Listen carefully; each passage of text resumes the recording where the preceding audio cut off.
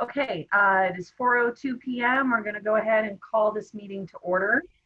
The first order of business is to take a look at the meeting minutes from February 26th. Did everyone receive a copy of those? Yes. Mm-hmm. Yeah, okay. Do I have a motion? Any discussion around the minutes? Questions? Can I have a move to approve those minutes? Move to approve. Okay, a second? Second. Okay, all in favor? If you Aye. raise your hand where we can see it. Okay, great. Any opposed? Okay, motion passes. Catching up also on the meeting minutes from April 15. Did everyone receive those? Yes. Yes. Yes, any questions or discussion around those? Who wrote them? They're very well done. Cato, I believe, and Ruth worked together on that. Can I get a motion to approve those minutes? Motion to approve. Okay, Jan, you want to second it? Yes. Second. Okay, great. All in favor? Any opposed? Beth, you've frozen on us. Oh, sorry. See me? I'm sorry, how are you voting, Beth? Yes. Okay, Aye. great. Your hand is frozen up, Beth. Okay, wonderful. So let's dive in here. I just want to take a minute and sort of remind the committee here that during the COVID-19 crisis, the select board did grant us special dispensation to go ahead. Am I echoing? Is that me? Yes. Oh dear. Not sure what to do about that. Is that any better? If If people, everybody can echo, if everybody can mute, it may be better. Yeah, let's try that. Okay. So the select board granted us special dispensation to focus on the COVID-19 crisis. And so that's why if you look at the agenda, you'll see that for the interim, until life gets back to normal, we're going to break this down and try to focus on the immediate response. And just want to remind everybody that that kind of enhanced mission is to explore and recommend methods the town and community can take to support local businesses during the emergency and the recovery. So with that in mind, we're going to focus this meeting today on the sort of urgent response, or phase one, during the emergency, of how we can help these businesses get through the crisis. Future meetings will deal with preparation for reopening, particularly as we start to receive guidance both from the governor and from the town government. And then after reopening begins, we'll look at post-opening maximizing economic vitality recovery. And after we've successfully gone through that, we will phase back to our core Economic Vitality Committee mission and mandate. Okay, so with that in mind, first I'd like to invite Beth Williams to give us a little update. She's been doing quite a bit with local businesses. So Beth, maybe you could give us a little overview with what you've been doing with the local businesses, how many you've interacted with, and what that response has been like. Sure. So far, we've helped about 15 businesses with advice and sort of just helping them along with the process. I have a questionnaire going out to the businesses this week just as a follow-up to see how many of them have received monies back. I know several have told me they have. We've also had a really good response to the free business listings on the website. I don't have everybody, but the more you can spread the word, the better. And a lot of people have taken advantage of that, and we are going to start to promote that website this week. One other thing we launched yesterday is a Concord to Concord virtual challenge. There are 63 miles between here and Concord, New Hampshire, and anybody can register. It's a small fee. They all get a t-shirt, and then everybody that completes the log for Concord to Concord is going to be entered to win a prize pack. So our Concord Mass residents will win a prize pack for Concord, New Hampshire, and vice versa. So we've gotten some local businesses to donate prizes, and I'm still working on that. Just a fun way to encourage people to travel local. And it'll help us promote our Concord businesses and Concord, New Hampshire to promote theirs as well. So just something fun. A lot of people are doing virtual races. And that's one way we came up with something fun. We had a t-shirt designed. The link is live on the recreation website as of last night. So I'll send that out if you guys want to see it.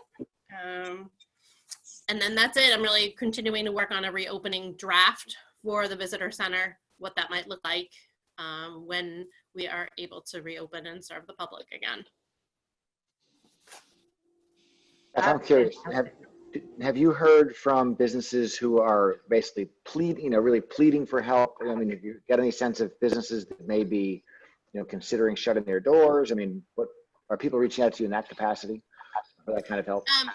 I have not heard. I have heard more positive in a few different ways. The businesses that are partnering together to do the Friday night dinners and some of those other, those businesses are actually reporting up in some ways. Obviously their staff needs are less, but they're seeing a strong response. I know the cheese shop sells out every week for their packaged dinners. I do know, and Jane probably knows more than me. I suspect that some smaller businesses are really struggling, and I just haven't heard from them. I'm thinking more like the mom and pop, the salons, those types of businesses. I have heard from a few independent contractors. Those are the type of people that I'm most concerned about. All right, thanks. Does anyone else have any questions for Beth? Okay, great. Beth, thank you for the work you're doing. It's really incredibly helpful. There is another non-government initiative happening in town amongst some of the business community and also together with Jane and the Chamber. That group is called Concord Together, and they did do a survey. It was briefly mentioned in a meeting that we had 2 meetings ago. I'm sorry, no, that was the April meeting. The group decided to just move ahead and do the survey on its own in the interest of time, but did wish to share the results of that survey with the group here today. So I'm going to take a second here and I'm just going to share my screen. Let's see. Does everybody see a slide presentation that says Concord Together? Yes? Okay. All right. I'm going to spend just a couple of minutes going through this presentation quickly. To give you an idea, the slides will be available on concordtogether.com and will also be submitted as part of the meeting minutes to today's meeting. And if anybody would like a copy, you can get in touch with me or with John, but they are available. Just to give you a baseline overview, the survey was open to all Concord area businesses in any industry at all. The initiative was pushed out through Concord Together, through the Concord Business Partnership, the Chamber of Commerce, Discover Concord magazine, and through various social media sites.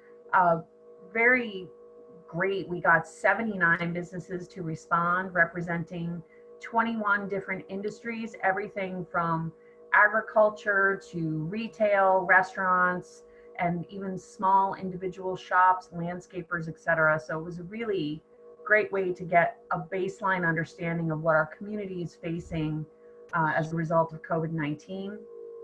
This baseline data also gives us something to measure the impact of programs against for the future. So we're very grateful for that. It's very interesting to note that more than half of the respondents have been business owners in our community for more than a decade. But just as importantly, 12% of them are brand new businesses, just 1 to 2 years old. And of course, most businesses, it takes them a good 3 to 5 years to get established. So you can understand they are particularly vulnerable at a time like this. The vast majority of the businesses we heard from rent their space, which means they have an overhead that's not going anywhere in the middle of this. Very interestingly, and I think important for us to keep in mind, it just really reinforced, again, this is hearing from just 79 businesses, that Concord is really a hub of it's an economic engine. We provide a lot of jobs, both full-time, seasonal, and 1099 freelance workers. Depending on the range that you're looking at, it's anywhere from 500 to well over 1,000 or more jobs that are created by our businesses. So not only is it a great resource for our community, it's also an important part of our economic vitality, if you will. Some of the pain points that really came through in this survey, of course, the sudden closure of businesses meant massive layoffs, furloughs, reduced hours for employees. But what was interesting was a little less obvious impacts, which is supply chain interruptions. So even as we look to the future, as we're thinking about reopening and getting back on our feet, there's lead time there that needs to be thought about. A lot of companies delayed or canceled new projects or large new purchases. As I'm sure you can imagine, there have been a lot of event cancellations around this crisis, and that's affected 40% of our respondents. They were either being hired to facilitate an event, or that event was a pivotal point for their business. Sadly, a lot of our retail shops had just received and paid for their spring inventory. In some cases, that's anywhere from $25,000 to $100,000 worth of seasonally fluctuating inventory that's now sitting behind locked doors. And so there's a double-edged sword there. On the one hand, they haven't been able to sell their existing inventory. And again, as we look to reopening, people need to then invest again to buy new inventory when we're not even sure when that reopening will happen. Unfortunately, 73% of the businesses either did not have business interruption insurance or weren't sure of the status. So a little bit of a bleak picture there. In the interim, between now and when folks can physically open again, most of the businesses who responded had some sort of limited web or social media presence. That's changing daily, as I'm sure many of you have noticed. But 26% of the businesses who responded do not currently have an e-commerce platform of any kind. So they are relying on email or phone to process orders. Again, that's changing every day, but that is an area where many of our local businesses could use some help. As of right now, today, 16% of the respondents said that online sales represent more than half of their business. I think it'll be very interesting and informative to watch how that changes over time, not only as a response to COVID-19, but for this committee in considering how to help economic vitality in Concord. We may see a shifting landscape.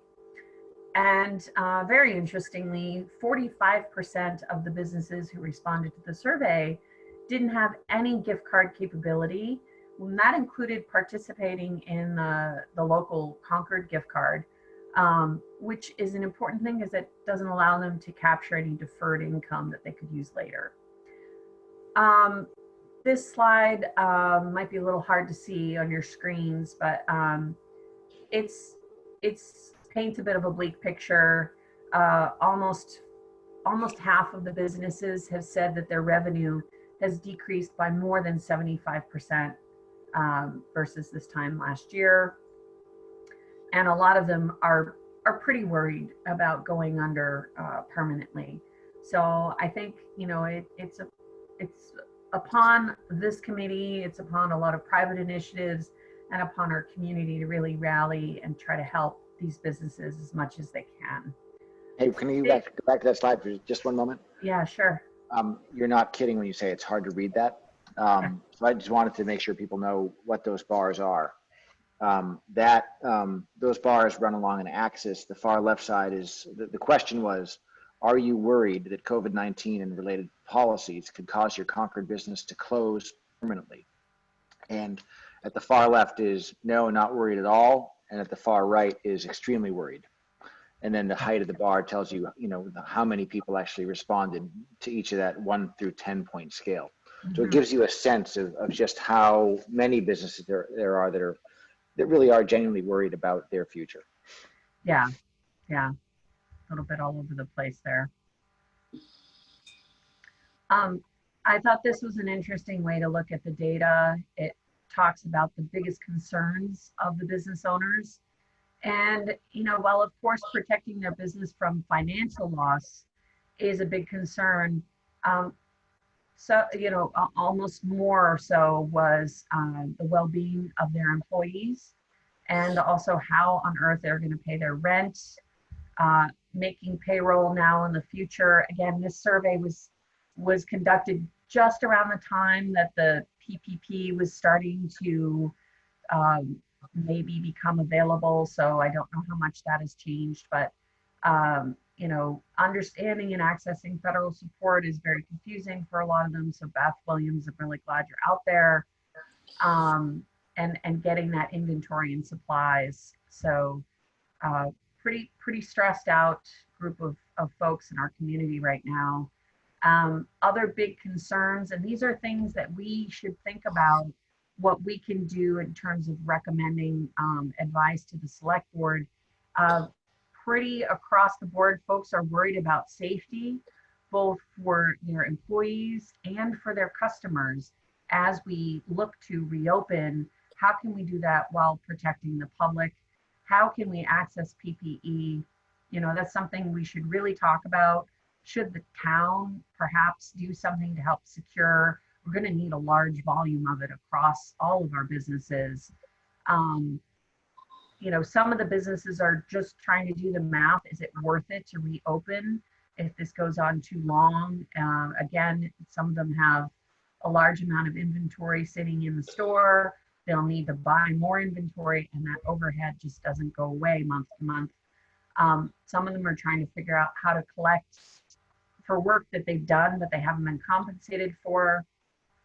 Health insurance is another big concern, and childcare as businesses open, but schools and possibly summer camps may remain closed. So those are the larger concerns that were shared with us. Top areas where people are looking for help. Beth Williams, I think you're a great resource to address the first one, how to navigate that landscape of grants, financial options, and other regulations that may be coming out. A lot of them need help with negotiating with banks, landlords, accounts payable, etc. Training to transition to online sales and customer experiences. I'm not so sure that this committee can do much to help with that, but it's good to be aware it's something they're looking for. Guidance on how to reopen safely. That's certainly something that this committee can look to. How can we coordinate closely with the town and help communicate those guidelines as they come out? And then also marketing support to promote local businesses, and pushing some sort of shop local theme and messaging with residents and with the town itself. That was one thing that came out in the survey, is businesses would really appreciate if the town could prioritize doing business with local entities where possible. And then networking opportunities so that they don't feel so alone. A lot of that is popping up in the private sector, but it's good for this group to be aware of that. So this was something that the Concord Together group put together. So they were, proposing some other things here. I'm gonna stop sharing now. And this would be a good time to, well, we have it a little later on our agenda to discuss thoughts about what we can do. Maybe we can roll this conversation together with the point about people were going to look around to see if they had other sort of case studies or other towns that they had experience with that we might pull something from. So I'd like to open it up now to the committee to discuss some ideas of what are some of the things that we can be bringing to the select board as a response, or things that can perhaps we could start getting some motion on to help the businesses in the town.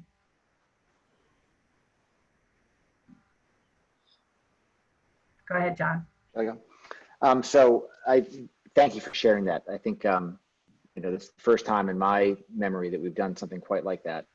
And I think one of the takeaways I have from reviewing all of that is that the real challenge is, how can the town, how can anybody help these businesses? Because there really is no precedent for what's happening right now. And if you think about the town historically, how it's worked with businesses, we just for the first time hired Beth, and that's the first time ever I think the town has really gotten actively engaged with how to support the businesses. And that came about, I believe, Beth, as a result of the comprehensive long-range plan, which found that there was actually a lot of interest kind of across the town from our citizens in supporting the businesses, because Concord Center and the Thoreau District and West Concord, these retail areas are all viewed as an important asset of the town. And I think people were coming to appreciate that they're fragile creatures. And, we had some vacancy in Concord Center for a couple of years. And I think that really caused people concern. They don't like to see vacancy, and they like the convenience of having all these businesses and shops and service providers nearby. So the question, again, the core question in my mind is, how can we help? And so, Jennifer, to your question about, recent experience, some of you know the story, but I'll tell it for the rest of you. My family goes to a small town up in Maine, on the coast of Maine. And most of the businesses in that town are seasonal. So we have a main street. There are about, I'm going to say maybe 25 businesses along that main street. And all but 3 of them close in the winter. The ones that stay open are a gas station / convenience store, a grocery store, and a hardware store. Everybody else closes. And so those businesses make their money for the year in June, July, and August. And so if Maine shuts down for the summer, those businesses will not have any income, and they will never make it through the winter, right? These are all, there's no such thing as a franchise company or a nationally owned affiliate or anything. These are all true mom and pop businesses. And so there was a similar effort that kind of got underway a few weeks ahead of Concord, and realized that, we did a survey similar to the one we did in Concord. And what came through loud and clear in that survey was that the best thing we could do to help those businesses was to give them money. They certainly needed advice. They certainly needed networking. They certainly needed ideas. But at the end of the day, they're tenants. They have to pay rent. They have to pay for product, all the stuff. And so in that case, we organized the fund, and we are in the process of raising money. And in parallel to raising the fund, which we've done mostly online, we also put out a call for grant applications, basically. Very, very simple grant application form that basically said, are you located in our town? And are you in our case, these are the industries we prioritized: restaurant, retail, and tourism driven businesses. And we've got about 60 applications, which we're going to start reviewing tomorrow. But the idea is that we're going to have the most objective methodology we can come up with. So there'll be no, geez, we love the Concord Bookshop, but we don't love, store X or whatever. We're basically going to classify businesses into 3 different size categories. At least I think that's what we're going to do. And then we will make the same grant to each business in each category. So it's very high level. It's very, kind of blunt in some ways, but we're going to give money to each business. And in the case of this small town, we've raised almost $650,000 in the last 10 days. That's amazing. Now, so we should be able to do an average of about $10,000 per business. And up there, that's going to make a big difference. $10,000 makes a big difference. What I don't know is whether $10,000 makes a big difference to a Concord business or not. Obviously, $10,000 is better than nothing. I don't know how many businesses we have in Concord that would be eligible or in need of similar type of assistance. I think it's probably more than we have up in Acadia. And what was the third thing that I was going to say that I don't know? I don't know how much money we can raise in Concord. I think we certainly have capacity in Concord, but I don't know whether this is the kind of thing that people would respond to. So I lay that out there as an example of something that's been done, that we could emulate in some fashion. But again, I think if we were to do something like that, it would be, I'd want to go one step deeper in terms of understanding what would really, we asked the question, what do you most need? I'd really like to delve into that a little bit more to understand, how much money would really make a difference, right? And if we can raise this much money, is that better, directed at a smaller number of businesses for whom we could then give more money to, or more? There's a lot that we don't know, but I think that experience for me anyways has been helpful to trying to kind of foment thinking about what we might do in Concord. Yeah, and that Concord Together group has joined forces with the Concord Carlisle Community Chest to create a non-government fund to at least take some first step. But what might be interesting for this group to think about is, is it appropriate? Is there a space? Is there a way for the town to help with something like that? Is it appropriate? Is there a way? Is there a space for the town to provide maybe interest-free loans or something? I mean, the need is enormous. We're seeing it, and it's not just about money, but without it, looking at the results of that survey, I'm concerned that we could see a lot of kind of our cultural treasures go under. So I'd be really eager to hear what some of the rest of you are thinking.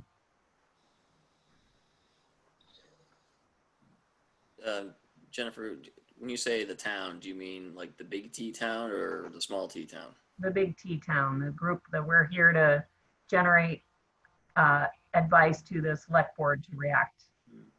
Yeah. So, I think one of the things we've been trying to do is get the message out about supporting local businesses where possible. I did a robocall the other night and included that in my conclusion. We're trying to, keep the message out that certain businesses are open and do those kinds of things, but we're not set up to do like a low interest loan program. I don't know that we've ever done that. Maybe the town has. I mean, one of the the areas we're focusing on right now are, making sure that the donations committee and Hugh Cargill are working together, and that we're able to use those to help individuals who have needs, and continue to provide town services to the residents. But in terms of like a specific like business incentive program, it would take I think quite a lot to do that. That's not to say that we wouldn't try, but I think the timeline on us getting set up with, and trying to be compliant with Mass General Law, and the timing of the needs, I don't want to create an expectation that I think it's realistic that we could do that, because I don't. But I think that if there's another way we could help, we want to help in any way we possibly can, but I also want to manage expectations that there's certain things that we just really can't do. Yeah, sure. And again, in the context of this committee, I just want to cast a wide net and have a conversation. Certainly not expecting the town to turn on a dime, but I also don't want to leave opportunities undiscussed. So go ahead, John, you had something you wanted to say. I was going to ask Jane to comment. What have you heard from chamber directors in other towns? Are there any cases you can point to of really effective response that's worked, whether it's from town with a capital T or whether from the citizens of a town? Are there any kind of towns that are being heralded as really effective responders to the crisis? What I have said, what I've read, and what I've heard is that there are multiple funds available to both the business community and individuals in towns to kind of help them ride through this pandemic. Some of it is coming from the government, the SBA loans, the PPE loans, and others are getting it from their banks. or changes in their credit status because of that. And then there are other, like Concord, doing the same type of funds and raising money to distribute through some means to, a lot of it is in regard to families, because families have been, in certain areas, have been hit really hard. And so the priorities maybe have been in something like Newton, for example, the food bank and the donations for individual families is way above what it was at the beginning of the year. I don't know about Concord, but my guess is, just reading through everything that I see online, there's been a lot of money and appropriate donations going to families in need because they need the food. And I think, better for worse, maybe there was a perception among a lot of towns and cities that the SBA and the PPP loans would be there, but that, proved, because it went through so quickly, that maybe that was a false hope because the need was underestimated for the businesses. But I think having multiple avenues to help the businesses probably makes sense. I think I'm impressed. $650,000 up there in Maine. Curious, where's that coming from? Individuals or from banks, or from a combination? That's impressive, because if you can do it there, which a smaller community day to day, it seems like that could happen here. I know that a lot of the funds, I get emails from a variety of different things, and there's so many funds available, but they are going like that. The money is just being used almost instantaneously. I mean, in the case of Maine, it is it's from individual. I mean, the banks up there made modest gifts. I think $5,000 a piece, something like that. But most of it's come from families. But these are all summer families who come in, and a lot of them have been going there for a long time, so they care a lot. And we've had a couple of big, like $100,000 donations, so those are kind of outliers. But I think your point is well taken. There have been, again, it gets back to Stephen's point, like, what can the town do both expeditiously and legally? I mean, there are a lot of resources that have been created through the CARES Act. My understanding is that there are still dollars available in that PPP program now. That's kind of the rate of outflow has been slowed down. But so there are federal dollars available. I do know that banks are, where they can, trying to work with their customers. Whether it may be that it's just too far a reach or too big a reach for a town to actually do something itself. But it does feel like, I think it's worth thinking about, what can the town do? What is the town capable of doing? Whether that is merely throwing its support behind an effort. Because I think that the other thing that is kind of reality is that the federal government can do things that the rest of us can't, because they can just decide to change the laws. And print money. Oh, let's get a printing press. You could do that, Stephen. Yeah. Yeah. So, John. well, I'm sorry, Judge, I wanted to, sorry, I didn't mean to throw off your flow. But I should have added, one of the reasons why the PPP thing and the small business assistance is illustrative, in that now a lot of them are giving it back, but big companies, the Ruth's Chris Steakhouse example, I think the Lakers got a bunch of money, like those examples came out. I don't think those companies knew that the money was going to run out so fast. But the reason why those companies were able to get it fast is because they have rooms full of lawyers and accountants who can burn through applications and get them submitted easily, versus a small independent business person who, that's one of the reasons why we wanted to identify right away some town staff who work for a finance department who could provide some guidance on that. And they're going to continue to do that. And so I think that that's one of the things, is making sure that local businesses aren't giving up on trying to pursue that money because they think because they perceive it's all gone. Like I said, a lot of those things are being returned. They are going to recapitalize it. The federal money is coming to the state through the CARES Act. And I know there's a webinar tomorrow about how that'll be dispersed locally. Some of it is going to be dispersed. They're taking, the state is taking the chunk of money they're getting and dividing it up. Some are going to go through what's called entitlement communities that get a lot of community development block grant assistance, and they'll just go through their CDBG formulas. But they're also reserving a chunk of money for non-entitlement communities, which would be Concord would be one of those.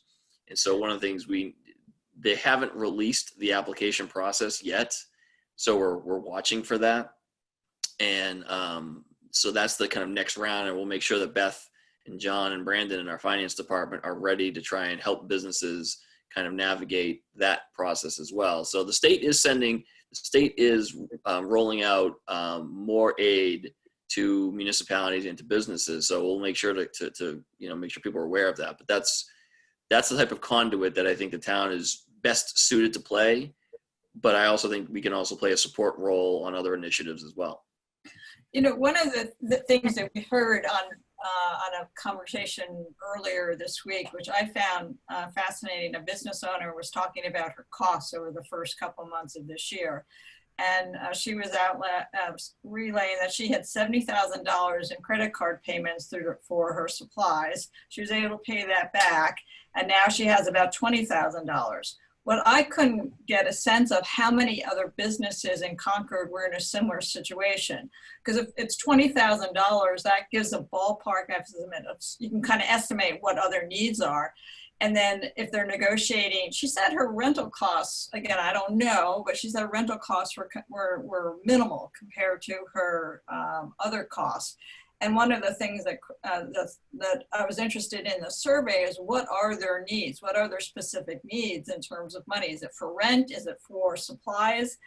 I couldn't, I think understanding that a little bit better helps understand the types of support that can be provided to the businesses. If it's rent, it's primarily rent driven, then there's a smaller segment of individuals that they can work with their tenants to try to figure out what the best means of addressing that situation is. If it's that plus inventory plus costs, that's another thing. Most of them are laid off employees, so they're either collecting money through unemployment. I think most of them are collecting money through, the employees are collecting money under unemployment. I'm not sure how many have actually applied for PPE and have actually received them. I've heard a few, but I think most of the businesses have said, they're better, their employees are better off by seeking the unemployment insurance from the state. It pays for. I want to go back. Dawn, you had a question earlier. I didn't want to skip over you. Thanks, Jennifer. First, John, thank you for sharing the story of the success down Maine. Kudos to everybody there for acting so quickly on it. And a couple questions for Stephen or general comments. It's not only funding that's a challenge, but I know I was one of the people on that survey who said access to PPE and frankly, just general cleaning supplies is a challenge. I've been looking at models of bookstores opening across the country.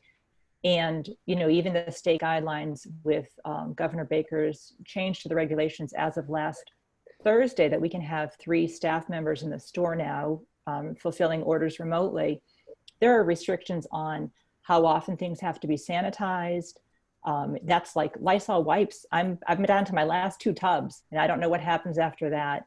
When we reopen, I've been looking at stores out in California that are reopening and they have people use hand sanitizer when they come in, those wall-mounted public hand sanitizer dispensers. I don't have any way to get that.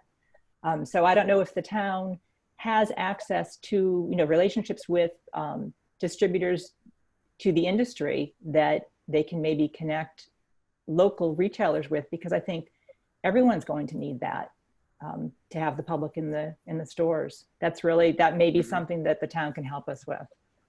Yeah, I think. And also shopping locally. I mean, I'd love to know, what efforts are made for the town with a capital T to get some supplies locally. So in terms of PPE and hand sanitizer and equipment, we do have some existing relationships with vendors, purchasing in the municipal government is regulated by Chapter 30B. And so there really isn't I mean, one of the things we've been doing is we've been making sure that people who are at work, you know, we are close to the public, but some people are still going into the office, and we're asking them to buy lunch from local restaurants. And I think they've been doing that every day since we've been closed. We'll have to look into that. And I don't know if maybe when the governor makes an announcement on Monday about his reopening plan in more details, maybe there'll be an opportunity for that. But purchasing over a certain amount, you know, we're obligated to follow a certain process that does not really provide for a local preference. But I do hear your point. I mean, I'll be honest with you, we do have accounts at a lot of local stores, especially the hardware stores and things like that. So we do spend quite a bit of money locally already, but maybe not in stores that may need it more now. And so that's where, like, I don't want to pick on a particular store, but the cheese shop, like, the town wouldn't really have a need to have an institutional buying relationship with the cheese shop, but we do with Vanderhoofs. So it depends on the business, but I think you're right that the opportunity, try and find more opportunities to do that. And if people know, I can't, because we're also, you know, have business functions and are serving our customers, it's hard for me to say that I could commit to providing PPE and hand sanitizer to other businesses, because I know we have needs of our own, but I know that we have been stocking up on supplies, and I can talk to our team about what we can do for local businesses. It's certainly a reasonable request. Like I said, we do have them, but we also have, you know, our building inspectors and our health inspector need masks, you know, every day. We've got our first responders and other people. So I don't know if we. Sorry, I'm sorry, Stephen. Certainly that's going to be necessary in order for the everybody to safely reopen. Yeah. I think that probably is something we should explore with the select board, is the ability to negotiate at a larger contract, you know, perhaps adding on to contracts or resources that the town has. Sure, I can look into that. Okay. I will look into that. Okay. Another option would be to have your supply team, because I was fascinated by a presentation I heard last year at the power plant and how they buy power through theirs. And they're very good at managing large purchases. And maybe that the knowledge of doing that could be shared with a group of the businesses within each of the districts. And they have a buying power that's greater than individual, and they get a price cut on it. Because everything you read at the costs that Dawn was talking about are going to go on for a long period of time. And it's a cost they hadn't factored into their overall cost structure. So any buying power that could reduce a little bit, even by a few cents, would be useful if you buy it in mass versus on an individual basis. And your team seems to have a lot of knowledge of how to do that. At this point, we can't even access it. It doesn't exist, you know, so that's really the first step, is having a connection to be able to get it, and then talking about the buying power with the bulk purchases. You know, I've got wait lists at every store I can think of, and I don't know when anything will come through. You know, necessarily it's going, of course, first to hospitals and other first providers, but you know, at one point, if we're going to reopen the town, every establishment will need that. Thank you. Well, that sounds like a real priority then, to explore those options. Beth, you had a question? I do actually have a vendor that I can share with everybody that came to me from the Convention and Visitor Bureau.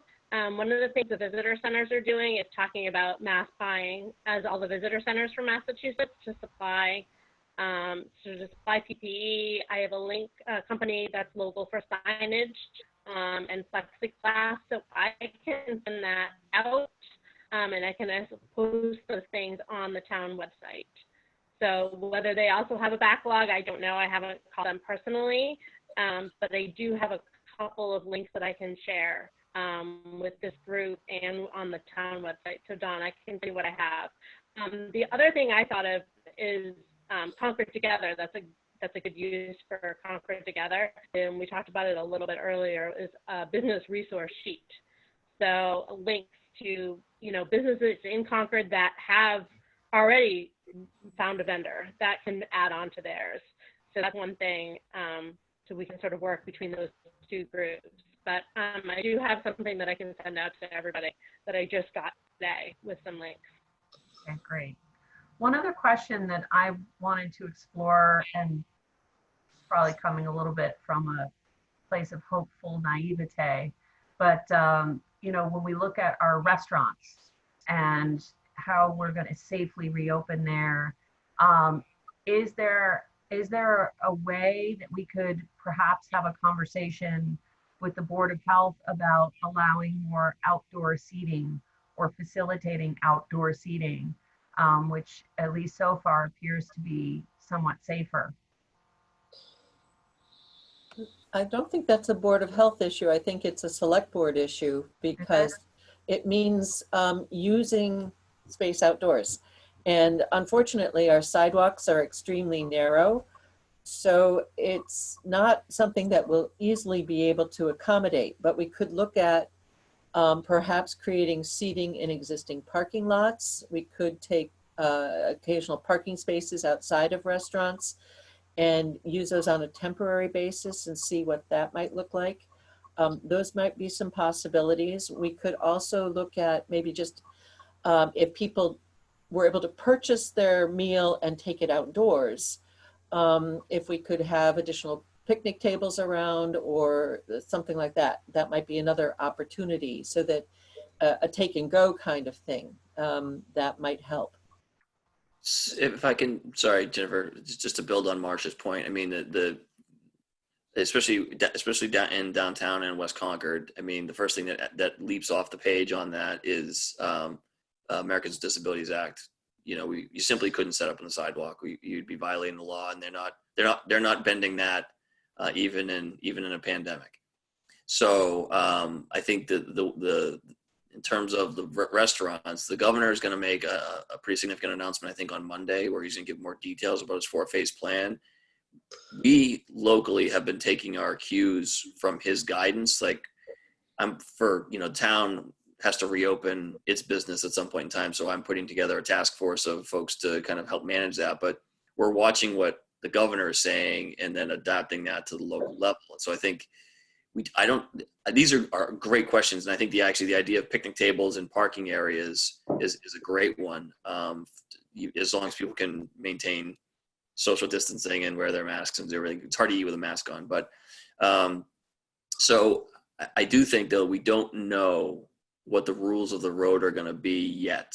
And until we know that, it's hard to say, here's, strategy X, Y, and Z we're going to follow. But I think the way that we can be really nimble about it is to know what the pressure points are, where the needs are. So when we get the guidance, we can say, okay, we can make this look like this and fix this problem. That's great. Well, certainly at our next meeting, let's look to have some more guidance and information.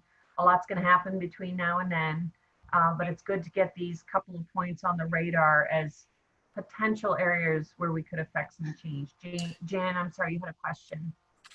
Actually, it was just something to build on John's point earlier about the money raised in Maine. Back in the year 2000, which feels like a century ago, Hillary Rodham Clinton started a Millennium Council. It was the White House Millennium Council. And her particular passion was to save America's treasures, sites that were in danger of collapse, literally, physically. And so a private-public partnership was established to raise funds. That was just the very beginning of my tenure at Orchard House. You had to first be established as a treasurer. That meant you were an icon of the American culture. And then you had to prove the need, and then you could apply for funding. So that's very different. I'm not talking about anything like that, but the part that, I just wanted you to know that background, but the part that stands out for me to the question about big town and what the town can do and then private.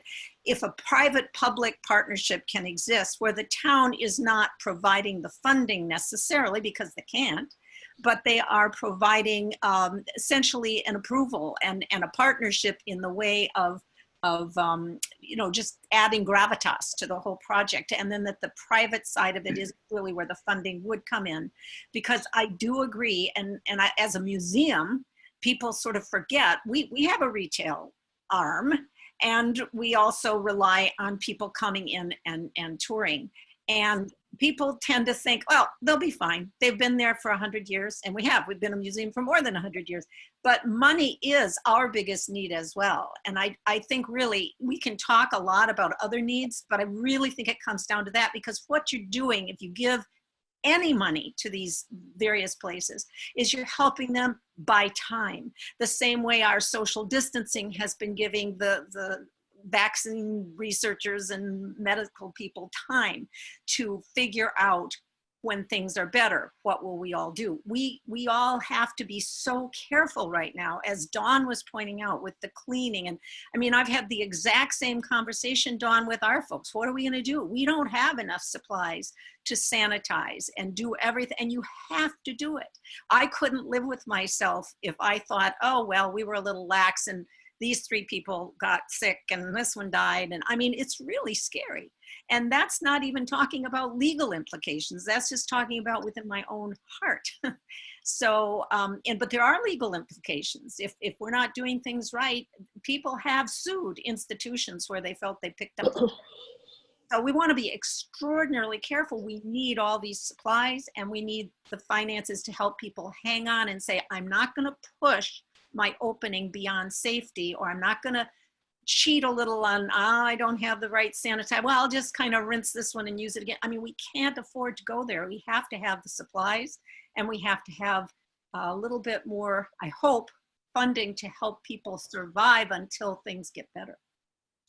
That's a great point, Jan. I think the 2 things I'm hearing emerging as items that we want to definitely address once we have a little bit of a better blueprint around reopening is safety, protective equipment, and also anything to do with access to outdoor space where appropriate. And I think our next meeting perhaps will dig a little bit deeper into that.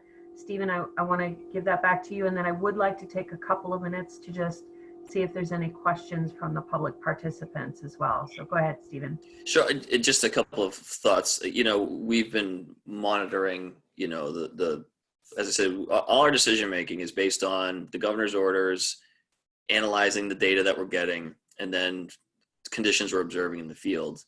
One of the things we did 2 weeks ago, we assessed that plexiglass partitions are going to be the new toilet paper.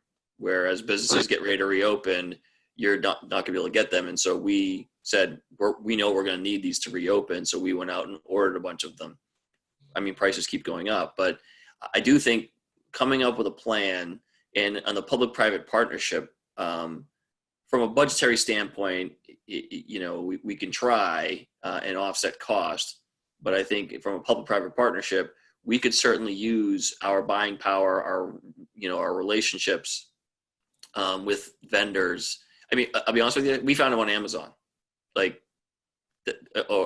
so we do a fair amount of online, purchasing as well, but there's limitations on how much we can spend doing that. But plexiglass partitions, masks, hand sanitizer, and cleaning supplies, I do think we could probably play a role in being a conduit for that. But I don't think we have the ability to fund that for all businesses throughout the town. And so I think that's where we have to kind of figure out a way where we can work together to make sure that people can get what they need. And there also has, Jan, I'm glad you mentioned lawsuits. I mean, I can't even contemplate what the lawsuits that are going to unfold after this pandemic is, hopefully run its course. But I know there's going to be a million of them, but there's an equity question that's important too. And as the government, we have an obligation to be equitable in how we do things. And so, I think as we come up with this plan, people just have to bear in mind that we have to find a way to do it fairly. And that's honestly one of the limitations of government is its obligation to be equitable.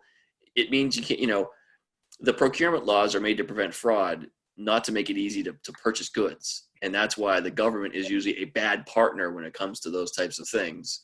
because our structures are such that it makes it more difficult rather than easier. But like I said, my word of advice is, if you know you can get access to those things that I just listed, I would start now, but I will, on my end, go back to my team and say, hey, can we build this as a community resource? That's great. And Stephen, I don't think folks are expecting you to facilitate paying for it, but certainly, you know, larger negotiation power and just the ability to secure the materials could be really vital. So, okay, I would like to take a couple of minutes and just see, we've got several citizens here that are participating with us today.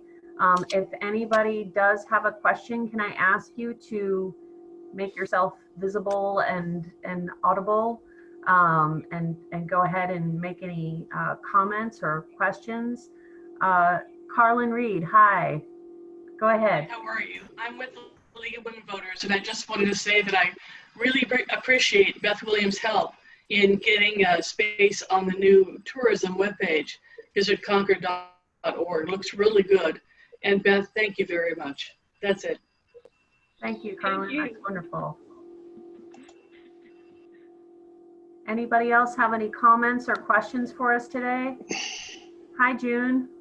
Hi, I just wanted to say thanks to everybody who went to the effort to make this meeting available in real time.